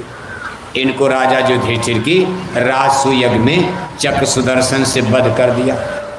इस तरह भगवान श्री कृष्ण ने सबसे पहले यादव नरेशों का वध कर डाला। अब आप ये जरूर कह सकते हो पहले यादवों को ही मार डाला। यादव जितने राजा भारत में थे तमाम लोगों का वध कर दिया। क्यों? कि भगवान कृष्ण जानते थे कि ये सब यादव राजा, जब कौरव पांडव का धर्म अधर्म का युद्ध होगा और महाभारत कुरुक्षेत्र का मैदान सजेगा, ये सब भ्रष्ट पापी यादव राजा दुर्योधन के साथ जाएंगे। ये दुर्योधन के पक्ष में युद्ध लड़ेंगे, क्योंकि ये सब विधर्मी राजा हैं। अब वहाँ यादव से क्या मतलब, जो विधर्मी हो गया। भगवान की तो धर्म की रक्षा के लिए जन्म लिए थे। हे पार्थ बढ़ता पाप जब जब, ग्लानि होती धर्म की, पड़ती जरूरत है मुझे निज जन्म लेकर कर्म की। न्यायार्थ अपने बंधु को भी दंड देना धर्म है, इसलिए अपने सगे मामा कंस को मारा, सगे बुआ के लड़के चंदेरी के राजकुमार शिशुपाल को मार डाला, जरासंध को मार डाला। ऐसे कितने देशी यादव नरेशों का उन्होंने महाभारत का युद्ध होने के पहले ही वध कर दिया था, अकेले अकेले। और इसके बाद देखो सज गई कुरुक्षेत्र का मैदान, बिगुल बज जाता है। सारे क्षत्रिय राजाओं को कुरुक्षेत्र के मैदान में ले जाकर खड़ा कर दिया। घर तो केवल कौरव पांडव का घर का झगड़ा, लेकिन विधि का विधान देखो। भारतवर्ष के दुनिया के महाभारत में तो ये लिखा है कि हिमालय के उस पार, जिसको इस समय हम लोग चीन कहते हैं, उसका उस समय पुराणों में दूसरा नाम है। वहाँ की भी सेनाएं हिमालय पार करके कुरुक्षेत्र मैदान हरियाणा में आकर खड़ी होती हैं, लेकिन कौरव दल में चली गई। कौरव दल, चीन की सेनाएं कौरव दल में, जिसको इस समय पाकिस्तान कहते हो, उसको तब सिंधु देश कहा जाता था। यहाँ राजा जयद्रथ राज करते थे, यानी पाकिस्तान सिंध देश की सेनाएं ये भी आई तो कौरव दल में, यानी महाराज जयद्रथ कौरव दल दुर्योधन की तरफ से लड़े थे। उसके आगे अफगानिस्तान, जिसको गांधार देश कहा जाता, यहाँ शकुनी राज करते थे। गांधार की अफगानिस्तान की सेनाएं भी कौरव दल की तरफ खड़ी हो गई। पांडवों की सेना कमज़ोर हो गई, कौरव दल बहुत बड़ी सेना। ईरान इराक, जिसको कैकेय देश कहा जाता है, जहाँ की महारानी कैकेयी अयोध्या के राजा दशरथ से शादी हुई थी, वहाँ की सेनाएं महाभारत में आती हैं। ये भी कौरव दल दुर्योधन के पक्ष में जाती।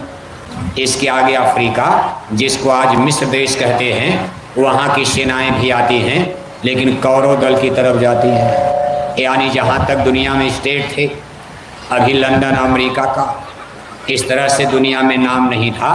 वहाँ जंगल के आदिवासी कोल भील जैसे आज जंगल में रहते हैं, उस समय 5000 साल पहले जिस समय महाभारत की रचना हुई है, लंदन अमेरिका की स्थिति ये नहीं थी।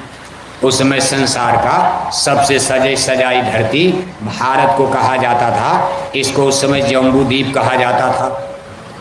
जम्बू द्वीप उस समय भारत को गोल्डन बर्ड है, सोने की चिड़िया, और the great master of the world है, विश्व गुरु कहा जाता था। आज से आप देखोगे वो चीज़ समझ में नहीं आएगी। अब आप सोचोगे कि भाई जब महाभारत युद्ध हुआ, अमेरिका की मिलिट्री क्यों नहीं दिखाई देती? महाभारत कुरुक्षेत्र में अमेरिका वाले तो नज़र नहीं आते। इंग्लैंड ब्रिटेन के लोग, फ्रांस जर्मनी के लोग, ऑस्ट्रेलिया के लोग, पाकिस्तान के लोग, क्योंकि उस समय सिचुएशन बिल्कुल अलग थी। सारे संसार का मुख्य ज्ञान का केंद्र है। जैसे आज दुनिया का यानी सबसे बड़ी सुपर पावर अमेरिका को माना जाता है, तब उस समय 5000 साल पहले संसार की सुपर पावर भारत को माना जाता था, और इसको विश्व गुरु कहा जाता था।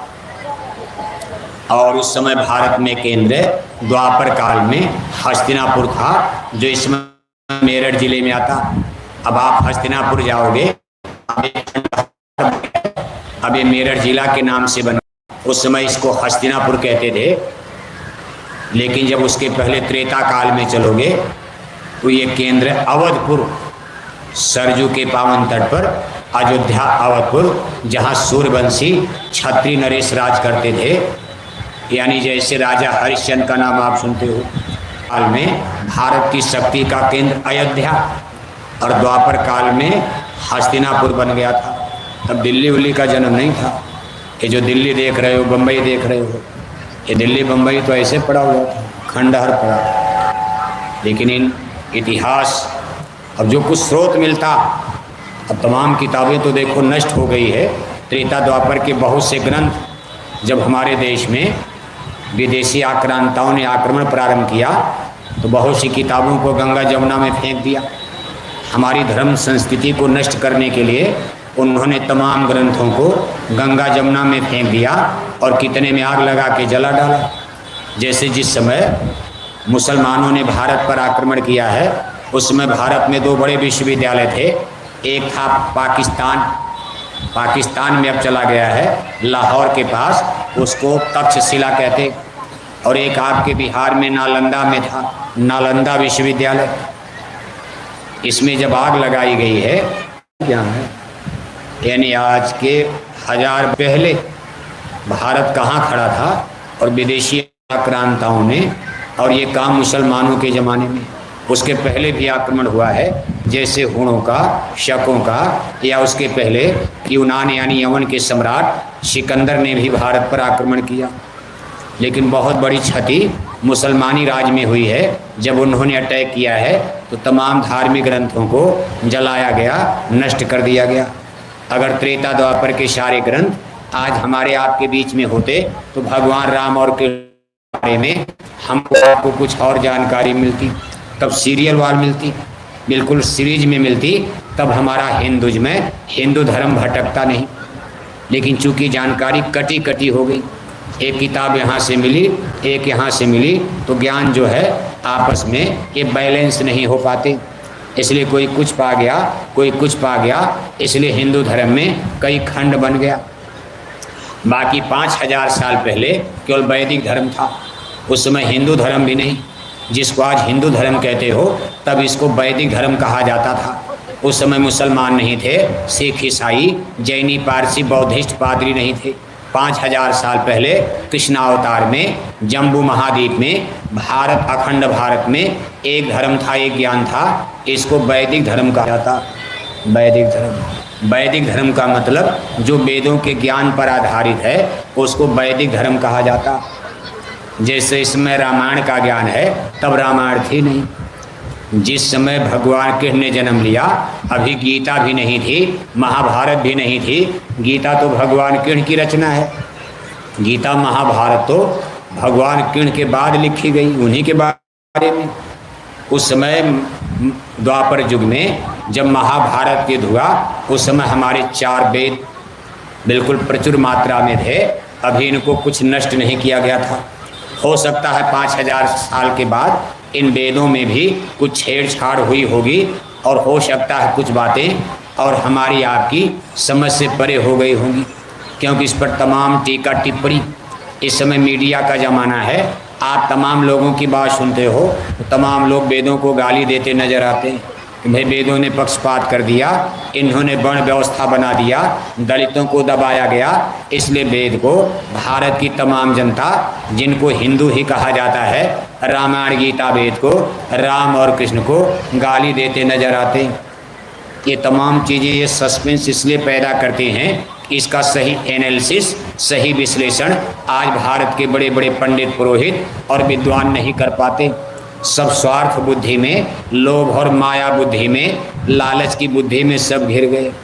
अंधा गुरु और बहिरा चेला होए नरक में, गुरु अंधे हो गए, चेला बहरे हो गए। अंधे गुरु, चेला बहरे, जो मन में आ वही पूजा शुरू कर दिया। अब हर 2 साल में तो बिहार में देवी बदल देते हो, देवी देवता कहीं बदलते हैं, लेकिन आपके देवी देवता हर 2 साल में बदल जाते हैं।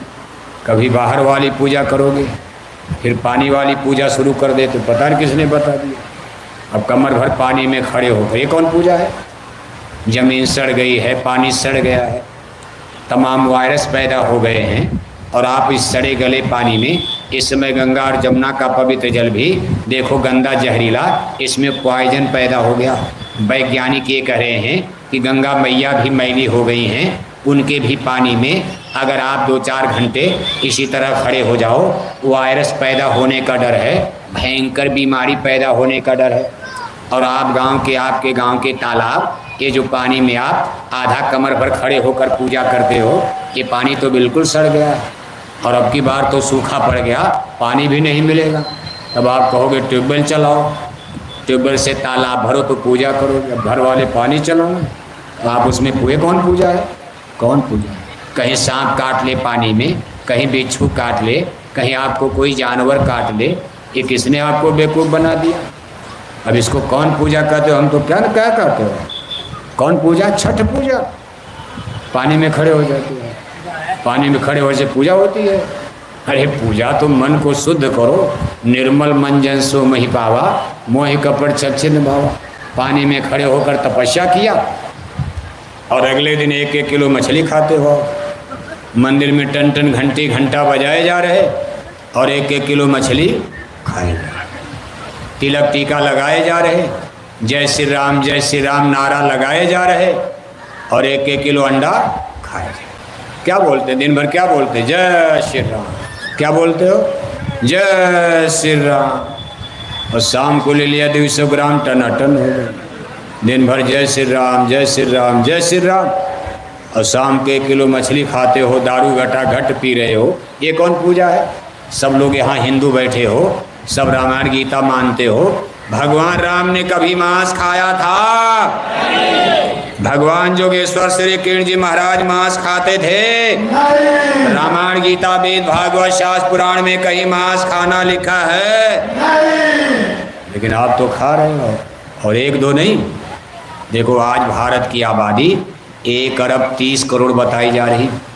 आबादी की सही गिनती तो हो नहीं पाती है, लेकिन सरकारी आंकड़े पर ही देखो, 1 अरब 30 करोड़ आबादी में आज 1 अरब 4 करोड़ भारत में हिंदू, 18 करोड़ मुसलमान और 6 करोड़ में सभी जातियों के लोग बताए जाते हैं। सबसे बड़ी आबादी हिंदुओं की 1 अरब 4 करोड़ और मुसलमान केवल 18 करोड़। 1 अरब 4 करोड़ हिंदू में आज भारत में 82 करोड़ हिंदू मांस खाते। कितने हिंदू? अभी कोई नेता लीडर भाषण बताएगा? नेता क्यों बताएंगे? तब तो उनका वोट बिगड़ जाएगा। जब 82 करोड़ हिंदू मांस खा रहे हैं, तो बताओ आप मांस के खिलाफ कोई आंदोलन भारत में नेता चला दे तो उसकी तो जमानत, जब कोई वोट देगा बिहार में उसको। 82 करोड़ हिंदू भारत में मांस खाते। वेजिटेरियन लाइफ सिस्टम, शाकाहारी हिंदुओं की संख्या भारत में 22 करोड़। कितनी? 22 करोड़। मतलब 1 हिंदू शाकाहारी तो सामने 4 हिंदू मांसाहारी। 1 हिंदू शाकाहारी तो सामने 4 हिंदू मांसाहारी। 1 भाग हिंदू शाकाहारी और 4 गुना मांसाहारी। तो हिंदू धर्म में स्पष्ट रूप से गोल बनी नजर आ रही, शाकाहारी हिंदू और मांसाहारी। देवता तो दोनों के एक ही। शाकाहारी हिंदू भी रामायण मानते हैं, जय श्री राम बोलते हैं, और मांसाहारी हिंदू भी रामायण मानते हैं, जय श्री राम बोलते हैं। फैसला तो भगवान राम करेंगे कि शाकाहारी धर्म सही है कि मांसाहारी धर्म सही है। धर्म शाकाहारी धर्म, रावण का धर्म, जोर से बोलो। 4 वेद के पंडित, महाबली राजा रावण का धर्म मांसाहारी, और भगवान राम का धर्म। तो झगड़ा घटेगा कि बढ़ेगा? झगड़ा होगा कि नहीं? लंका जलेगी कि नहीं जलेगी? रावण मरेगा कि नहीं मरेगा? मरेगा। अब कहोगे रे हमको रावण बना दिया। नहीं, हम आपको राम बनाने, हम आपको शिवरी बनाने, हम आपको हनुमान बनाने आए हैं। खोज हो रही है जंगल जंगल, पर्वत पर्वत, कि भाई रामा दल में आ जाओ क्योंकि लंका जलने वाली। ये आपका धर्म पिंगल धर्म है, आडंबर है, पाखंड है, अंधविश्वास है। जिस दिन राम प्रभु इस संसार में जन्म लेंगे सब मारे जाओगे। मांसाहारी कोई धर्म नहीं होता, मांसाहारी धर्म है ही नहीं। कहीं मांसाहारी धर्म होता है? भगवान कृष्ण का धर्म शाकाहारी, और मामा कंस का धर्म, मामा कंस का धर्म मांसाहारी, मामा का धर्म मांसाहारी, और भैने का धर्म शाकाहारी। तो झगड़ा हुआ कि नहीं हुआ? झगड़ा। फिर वहाँ कोई भाई वही नहीं देखता। और पति का धर्म मांसाहारी। पति शराब पिए, 1 किलो मछली बाजार में खरीदे, लेकर घर आए और कहे तुमको बनाना है। पत्नी कहती भाई मेरा धर्म तो शाकाहारी, मेरे पीहर में, मेरे मायके में कभी कोई मांस नहीं खाया। मैं मथुरा वाले गुरुजी का नामदानी सत्संगी हूँ, मेरे माता पिता पूरा घर सत्संगी। आपके घर में लोग आते हैं, आप खाओ, हमारा क्या लेना देना, लेकिन मैं न खाऊंगी और न इसको बनाऊंगी। तो वो डंडा निकालते, जूता निकालते हैं। तुम मेरे घर में आ गई हो, मैं तुम्हारा पति हूँ, मैं तुम्हारा स्वामी हूँ, मेरे आदेश को मानना पड़ेगा, वरना कल सुबह होते ही हमारा घर छोड़कर चली जाओ। फिर बात होती है, गांव वाले रिश्तेदार आते हैं, समझाते हैं, भाई तुम क्यों परेशान करते हो, तुम्हारा धर्म ये है, इसका धर्म ये है, क्यों परेशान करते हो। मान जाते हैं, नहीं तो झगड़ा बढ़ता चला जाता है। तब बेटियां जाकर माँ बाप से कहती हैं कि पति तो बड़ा गड़बड़ मिल गया, उनका धर्म शराबी कबाबी है। जाते हैं, घर में बच्चों के लिए सब्जी नहीं है और शराब की बोतल लेकर घर आते, उनके झोले में सब्जी की जगह शराब की बोतल नज़र आती है। तो माँ बाप कहते हैं, बेटी क्या किया, तेरे भाग्य में ही लिखा था, मैंने तो बहुत शाकाहारी, बहुत मेहनत किया, सत्संगी लड़का मिल जाए, शाकाहारी मिल जाए, कोई राधा स्वामी वाला मिल जाए, आचार्य श्री राम शर्मा के मिशन वाला मिल जाए, कबीर पंथी मिल जाए, नानक पंथी मिल जाए, दादू पंथी मिल जाए, चलो दरिया पंथी मिल जाए, सतपाल महाराज वाला मिल जाए, बाल जोगेश्वर वाली गोलका मिल जाए, कम से कम शाकाहारी तो रहेगा। चलो नहीं जय गुरुदेव मिशन वाला मिल गया, अगर राधा स्वामी वाला भी मिल जाएगा या सनातन पंथी मिल जाएगा, कबीर पंथी मिल जाएगा, तो कम से कम शाकाहारी तो रहेगा, मेरी बेटी को परेशान तो नहीं करेगा। लेकिन मैं क्या करूं, लोगों ने कहा लड़का बड़ा ठीक, मैंने कर दिया, अब तेरी किस्मत में लिखा, अब तो किस्मत पर डाल दिया जाता। माँ बाप कहते भाई रोज रोज शादी तो की नहीं जाएगी, एक बार शादी करने में 3 लाख कर्जा हो गया, अब बार बार माँ बाप शादी करेंगे, अब बेटी उसको झेलती रहती है। ये समाज की, हमारा फैमिली सिस्टम, हमारा सोशल सामाजिक सिस्टम, हमारा विलेज गांव घर समाज में, इस सिस्टम में देखो कितने लोगों का जीवन नष्ट होता जा रहा, कितने लोग तकलीफ भोगते रहते हैं। हमसे तो प्रतिदिन 2 4 10 लोग ऐसे देवियाँ बहनें बेटियाँ मिलती हैं और कहती बड़ी तकलीफ है, हमारे पति शराब पीते हैं और बच्चों के लिए दवाई पढ़ाई का इंतजाम नहीं, लेकिन वो शराब में डूबे रहते हैं, दया हो जाए वो शराब पीना छोड़ दें। मूल चीज़ ये है। लेकिन आज स्थिति ये है, 82 करोड़ हिंदू मांस खाते हैं और 22 करोड़ हिंदू शाकाहारी और 82 करोड़ हिंदू मांस। अगर मान लो दोनों में झगड़ा हो जाए तब क्या होगा।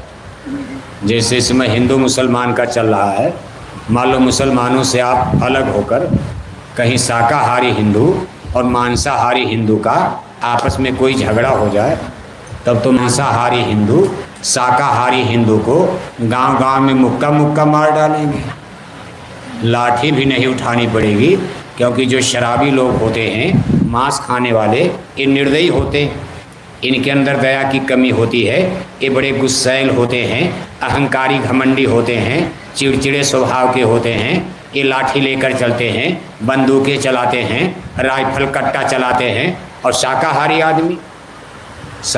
आदमी तो कोई गाली भी दे दे तो हाथ जोड़ लेता है। शाकाहारी माने साधु आदमी। वैसे शाकाहारी तो भगवान राम लंका नाश कर दिया, लेकिन ऐसे शाकाहारी तो बहुत कम, और उसी का इंतजार हो रहा है कोई ऐसा शाकाहारी जो लंका में रावण का वध करे, तो करेगा शाकाहारी। मांसाहारी रावण को नहीं माने, मांसाहारी माने वो तो खुद रावण है। जो मांस शराब में गया वो क्या रावण का, वो क्या धर्म लाएगा। किसी शाकाहारी पुरुष की खोज हो रही है, इंतजार। खोज आप क्या करोगे, जान जाओगे, आप खोज पाओगे। वो खुद धरती पर जन्म लेंगे। हे पार्थ बढ़ता पाप जब जब, गलानी होती धर्म की, पड़ती जरूरत है मुझे निज जन्म लेकर कर्म की। कोई शाकाहारी पुरुष आपके बीच में प्रकट होने वाला है और रावण का वध करेगा, लंका को जलाएगा, रामराज की स्थापना। भारत में रामराज, चंपारण में रामराज आएगा, बिहार में रामराज आएगा, लेकिन कब आएगा। अंडे खिलाकर, शराब पिलाकर कोई माई का लाल भारत में रामराज ला पाएगा। लेकिन वो लोग कह रहे हैं दिल्ली में हम इसी से रामराज ला देंगे।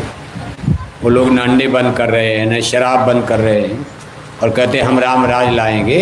अंडे खाते रहो, शराब पीते रहो, बिहार में रामराज आएगा, फिक्र मत करो। वो देखो दिल्ली और पटना के लोग कह रहे हैं। लेकिन हम आपसे कहे जा रहे हैं, हमारी बात को डायरी में नोट कर लेना। अंडे खिलाकर, शराब पिलाकर कोई माई का लाल बिहार में रामराज ला पाएगा नहीं आए, कभी नहीं आएगा। करप्शन बढ़ेगा, बुराई बढ़ेगी, भ्रष्टाचार बढ़ेगा, अनीति बढ़ेगी, अधर्म बढ़ेगा, अन्याय बढ़ेगा, गरीब मारे जाओगे, बहन बेटियों की इज्जत आबरू लूटी जाएगी जब तक अंडे और शराब की दुकानें बिहार में बंद नहीं की जाएंगी। इस समय देखो धार्मिक क्रांति, ये बात हम इसलिए कह रहे हैं कि सन 1970 में आज के 50 हमारे गुरु महाराज ने कहा था कि बच्चा हमारी बात आज आप भले मत मानो, आगे भारत में धार्मिक क्रांति खड़ी हो जाएगी। धार्मिक क्रांति का मतलब देश की जनता की रुझान धर्म की तरफ होने लगेगी, नेताओं के भाषण में भीड़ कम होने लगेगी और जहाँ कथा कीर्तन होगा, प्रवचन सत्संग होगा, वहाँ भीड़ बढ़ने लगेगी। और ये लक्षण अब आपको दिखाई देने लगा। पहले आपने देखा था, आज के 10-5 साल पहले नेताओं के यहाँ भीड़ बहुत ज़्यादा, अपना भाड़ा, अपना किराया, अपना डीजल, अपना पेट्रोल लगा करके चंपारण की जनता नेताओं का दर्शन करने उस तरह से जाती थी जैसे मालूम पड़ता है भगवान राम आए हुए हैं। लेकिन अब वो कहते हैं भाई हम आपको भाड़ा देंगे, हम आपको किराया देंगे, आपके घर में, आपके गांव में हम ट्रैक्टर भेज रहे हैं, गाड़ी भेज रहे हैं, बस 2-3 घंटे के लिए हमारी सभा आ जाना। हमारे बड़े नेता दिल्ली से आ रहे हैं, अगर भीड़ चंपारण में नहीं हुई हमारी बेइज्जती हो जाएगी, भीड़ कम हो जाएगी, हमको एमएलए एमपी का टिकट नहीं मिल पाएगा, इसलिए हमारी इज्जत बचा लेना नजर आएगी। कुछ साल तक धार्मिक क्रांति चलेगी, इसके बाद भारत में एक और क्रांति खड़ी होगी बिहार में, इसका नाम है स्पिरिचुअल रिवॉल्यूशन। इसको आध्यात्मिक क्रांति कहा जाएगा। जब आध्यात्मिक क्रांति, अभी नहीं, अभी आप धार्मिक क्रांति पर आगे बढ़ रहे हो, जब आध्यात्मिक क्रांति बिहार में प्रारंभ होगी चंपारण में, तो आप एक नया चमत्कार देखोगे। गजब का चमत्कार होगा कि शाम को सोओगे कुट और सुबह उठते ही चंपारण में मछली अंडा शराब की दुकानें सटासट बंद हो जाएंगी। आप कहोगे ये क्या हो गया, चमत्कार होगा। इसको अपने में नोट कर लेना। कोई बोरा वाला आया था, मथुरा वाले गुरुजी का संदेश कर गया, संत वचन पलटे नहीं, पलट जाए ब्रह्मांड। संतों के वचन कभी वृथा नहीं जाते। आप कहोगे कौन बंद कराएगा, पटना वाले तो बंद कराएंगे नहीं, दिल्ली वाले बंद कराएंगे नहीं, वो तो बैठ करके बस बोतलें पीते रहे, भारत माता की जय बोलते रहे और विदेशी बैंकों में खाता। नेता लीडर बंद कराएंगे? नेता लीडर तो खुद अंडे खाते हैं, शराब पीते हैं, वो तो दिन रात शराब की बोतलों से खेलते हैं। कौन बंद कराएगा? ऊपर भी सरकार बैठी है, ऊपर कोई सुप्रीम सरकार है जो पानी बरसाती है, हवा चलाती है, सूरज बनाया, चंदा बनाया, तारे बनाए, हमको आपको जिन्होंने जन्म दिया है। वो सरकार आप पर ऐसी आफत डाल देगी कि आप साधु बन जाओगे, आप अपने आप सुधर जाओगे।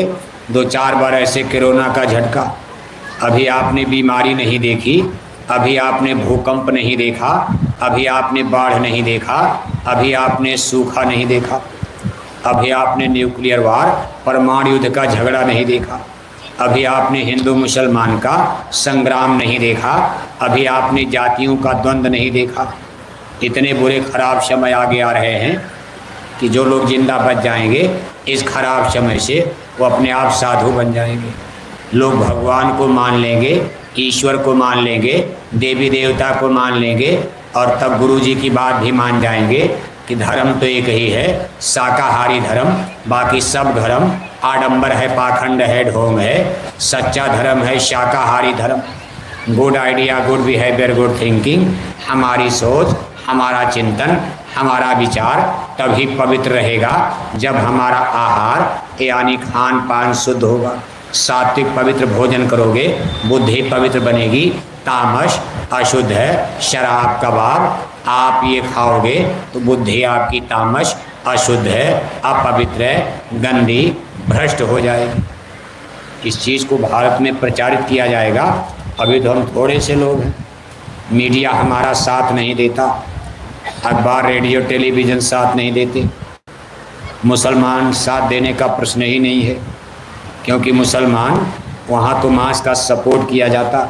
शराब से तो खैर मुसलमान परहेज करते हैं, लेकिन मांस खाने में मुसलमान, देखो आप उनको शाकाहारी खोजो तो आपको जल्दी मिलना कठिन है। हिंदुओं में भी आप देखोगे तो तमाम जातियों के लोग, तमाम जगह के लोग, हम बोरे वालों का, जय गुरुदेव मिशन का हिंदू घरों में ही विरोध किया जाता। घर में कोई एक आदमी सत्संगी है तो घर के ही लोग उसका विरोध करते, ताना मारते, कमेंट करते, तो कौन धर्म पकड़ लिया, गुरु गुरु चिल्लाते रहते हो, दुनिया कहाँ चली गई। मछली में विटामिन डी है, अंडा में विटामिन सी है, आदमी जहाज लेकर चंदा मामा पर चला गया। इंजीनियर बनो, डॉक्टर बनो, घर बनाओ, मकान बनाओ, ये जैकेट पहन के शाकाहारी शाकाहारी पागल की तरह, तुम्हारी कौन सुनने वाला। लेकिन एक दिन सुनी जाएगी, ये भी गुरु जी की वाणी है, होकर मजबूर नाम लोगे हमारा, सुनते तो जाओ संदेशा हमारा। अरे लक्षण देखो दिखाई दे रहा, इतने लोग इतनी बड़ी संख्या में, ये सब लोग गुरु जी के चेला ही तो नहीं हो। और करीब 2 घंटे हो गया है, इस तरह से कोई नेताओं का भाषण 2 घंटे सुनेगा? 10 मिनट सुना, तब तक जिंदाबाद जिंदाबाद, मुर्दाबाद मुर्दाबाद, तब तो कोई इधर भाग रहा, कोई उधर भाग रहा। कुछ ज़रूर आपकी समझ में आ रहा है। और जैसे जैसे आपका दिल दिमाग डेवलप, विकसित होता जाएगा, बर्तन आपका बढ़ता जाएगा, तैसे तैसे आपको और सुनाया जाएगा। इसलिए आज बस इतना ही, ज़्यादा सुनाया जाएगा एक खोपड़ी आपकी फटने लगेगी, बर्दाश्त नहीं कर पाओगे। हरि अनंत हरि कथा अनंता, गाँव सुने भांति बहुशंता। ये धीरे धीरे आपको एक एक लेसन, एक एक पाठ पढ़ाया जाएगा। बोलो जय गुरुदेव। देखो प्रेमी भाई बहनों, ये सत्संग का कार्यक्रम जय गुरुदेव मिशन की तरफ से आज आपके इस पूर्वी चंपारण मोतिहारी जिले में इस विद्यालय के प्रांगण में संपन्न हुआ। आप सबके सहयोग से संपन्न हुआ, सबको बहुत बहुत धन्यवाद है। आप अपना डीजल पेट्रोल खर्च करके अपने बाल बच्चों के साथ घर गृहस्थी के काम को छोड़कर यहाँ पधारे, इसके लिए हम आपको धन्यवाद देते। जिला संघ संगठन चंपारण के देखो हमारे भाई जगन्नाथ जी, जो इस ज़िले के अध्यक्ष हैं, मथुरा दरबार से जिनको इस ज़िले की बागडोर पकड़ाई गई है, जिनके कंधों पर बोझा दिया गया, साथ ही साथ हमारे और भी सम्मानित पदाधिकारीगण, ठीक है, हमारे पूर्व विधायक जी भी तो वही है ना जी, हमारे पूर्व विधायक जी, ये भी देखो कभी विधायक आज भी राजनीति में हैं, लेकिन देखो शाकाहारी, ये टोपी लगाकर आपके बीच में खड़े हैं। इसी तरह ज़माना बदल जाता, कोई न कोई विभीषण लंका में विभीषण भी तो रहते, सब रावणे थोड़े रहते हैं। कोई न कोई इसी तरह खड़ा हो जाएगा, मिल जाएगा, क्रांति आगे बढ़ जाती है, कहीं कोई मिल जाएगा, कहीं कोई मिल जाएगा। बस आप आगे बढ़ते रहो। तो देखो सारी संगत को, सभी सेवादारों को, जिम्मेदार सम्मानित पदाधिकारियों को, इस पूर्वी चंपारण के जय गुरुदेव मिशन के पूरी कार्यकारिणी कमेटी के ब्लॉक तहसील जिले पर सबको हम बहुत बहुत धन्यवाद देते हैं। विशेषकर अपने भंडारी भाइयों को हम धन्यवाद अवश्य देंगे, क्योंकि हम लोग तो यहाँ रात में ही आ गए। रात से बेचारे 3 बजे रात से बर्तन उनका चूल्हा चाकी खड़बड़ करने लगा। और देखो इतने टेम्परेचर गर्मी में 4 बजे रात से भोर से वो देखो बगल में भोजन भंडारा बनाना, चूल्हा चाकी के सामने इतनी गर्मी में शरीर को तपाते हैं। इन भंडारियों की सेवा पर हम इनको बहुत बहुत धन्यवाद देते। आप लोग यहाँ बैठे हो तब भी इतनी गर्मी लग रही, जो चूल्हा चाकी के सामने भोर से ही जल रहा है, उनको कितनी गर्मी लगती होगी। और वो भी कोई मजदूरी नहीं दी जाती। सबसे बड़ी बात तो यह है, यहाँ किसी को कोई मजदूरी नहीं दी जाती। ऐसा ही संगठन देश दुनिया में धर्म की रक्षा करेगा, जिसको कोई लोभ नहीं है, नहीं पैसे पर इन्होंने जैकेट पहना हो, पैसे पर बोरा पहना हो, पैसे पर तंबू लगाया हो, पैसे पर भंडारा चला रहे हैं, या पैसे पर ये इनको